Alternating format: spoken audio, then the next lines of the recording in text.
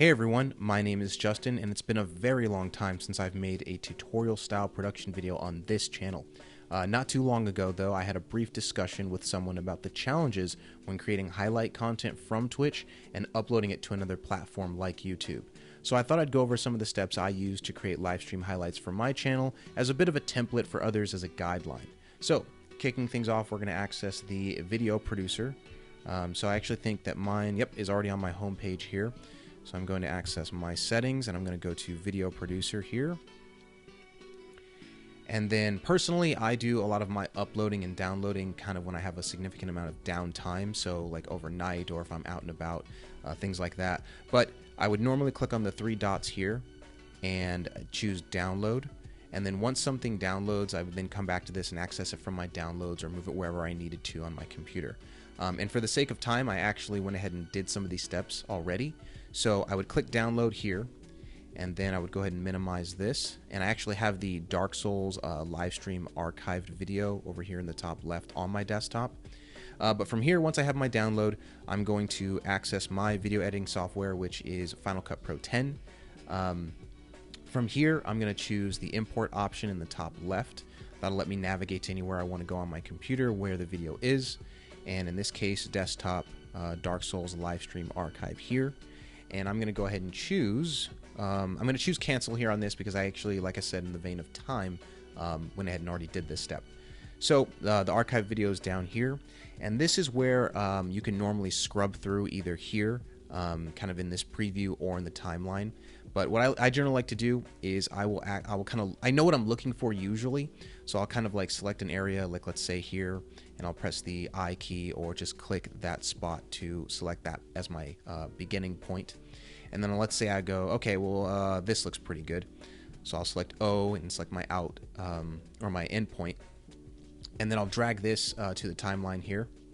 And then once I've kind of gotten the approximate area of where I want my live stream highlight to be, here I can get a little bit more granular. I can kind of zoom in or zoom out of the timeline as I see fit.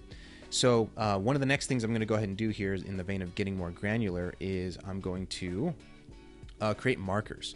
So like I said, in the vein of time, what I'll do is I'll say, okay, I'll scrub through the video here. I have the audio scrubbing turned off so it doesn't sound too weird in the video. But I'll kind of look through here and I'll say, okay, this part over here looks pretty good. So I'll click on this spot here with my select tool, and then I'll create a marker. I don't want this to be something where I kind of teach people Final Cut Pro, but just for the sake of what I'm going through, I'll create a marker here, and I'll say begin. So I'll put a marker here, and then what this is going to let me do is know kind of that's where my beginning point is. And then I'll scrub through here and kind of say, okay, this is a pretty good out point. And I'll create another marker here, and I'll say end here. Okay, so from here, I'm going to select my blade tool in different editing software. Even on the Twitch highlighter, I'm sure it's like a pair of scissors or some sort of cut tool. But here, it's going to look like a razor blade, and I'm going to click here on these two markers. And then what I'll do is I'm going to switch back to my select tool that I was using before, and I'm going to highlight this beginning section, and I'm just going to press delete. And then I'm going to highlight everything back here, and I'm going to select delete as well.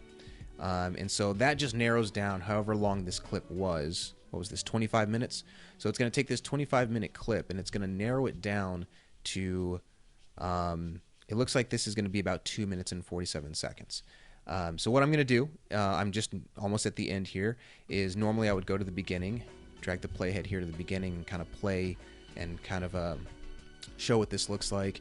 And it's going to be a little choppy just because my computer's not the most powerful, but I'll look through and kind of see what it looks like, and I'm like, okay, this part looks pretty cool, I like what this is, and I want to upload this to YouTube. So one of my last steps here is I'm going to zoom in to the timeline. And then I'm going to go to the beginning section here, and I'm going to select show video animation.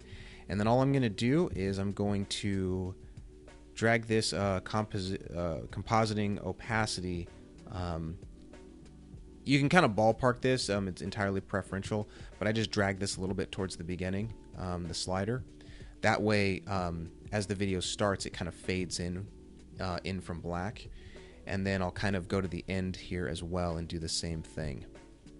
This is also the point where if someone wanted to, and I used to do this myself, you could put like an intro. So if you have an intro slate, I have this up here, or if you have an outro or end slate, you can kind of put those at the end so it kind of fades a little bit more naturally.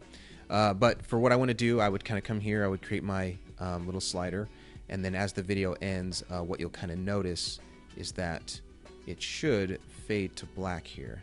There we go. And that's it. And then the video will kind of replay. I'll collapse this down, and then once I think that looks good, once that's the area I wanted to select, I'll go ahead and just file and then export or share this to wherever I want it to go. So yeah, as I mentioned earlier, this is my process for creating YouTube highlights as an alternative to the Twitch highlighter. There may be faster, maybe even cleaner processes available, but hopefully these steps I've gone over prove useful for anyone looking to create their own highlights from live stream content. If you have any questions about how to do this or any of the more finer things, hit me up on any of my social media. Again, my name is Justin, and if you'd like, check out my other social media and my live stream at twitch.tv/JustinShade, where I've been playing a variety of different games. Thanks so much for listening and watching. Take care.